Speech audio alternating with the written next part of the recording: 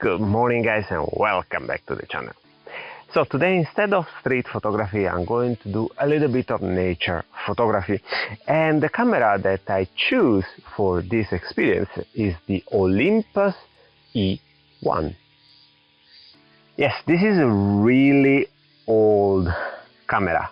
I think it's the first Micro Four Third, or I should say 4/3, because it's the first camera that started the great collaboration between Olympus and Panasonic that gave us so many amazing cameras.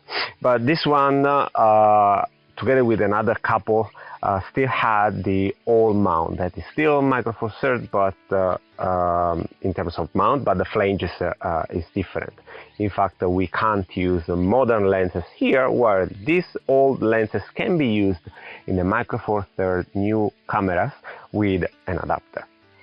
The E1, it's a rugged camera, and it's massive if we compared with the standard of the really small Micro Four Third cameras, but this sturdiness, you can feel it on your hands, and it gives you a little bit more confidence when you're going to take some pictures. I have now mounted a 35mm 3.5 Zuiko lens. I have with me in the kit other 3 lenses, wider and a couple of zoom one, but I decided for today, here in the middle of nature, to have this camera and this lens with me.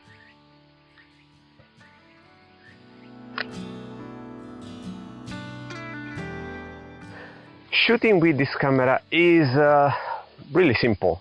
It's relatively quick in terms of autofocusing, if we consider that it's an old camera, right? And the pictures that came out are special. Why do I say that? Because this camera doesn't have a CMOS sensor, but an old CCD sensor. What does it mean? Well, the effect, the rendering, if we want to call it this way, it's sometimes similar and closer to a film one. So in the picture that I'm showing to you in this video, I hope that you can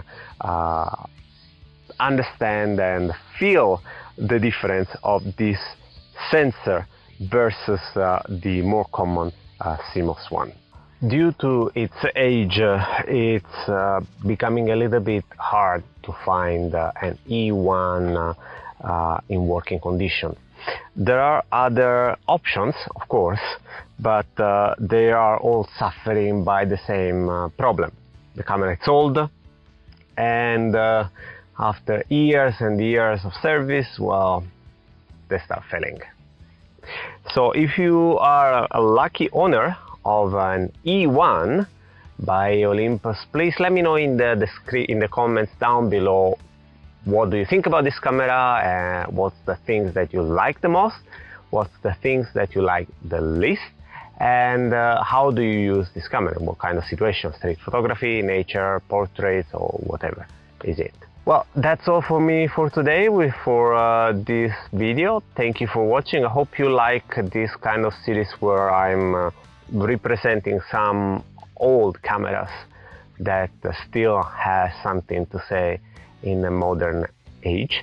And as usual guys, till next time, stay click. Bye.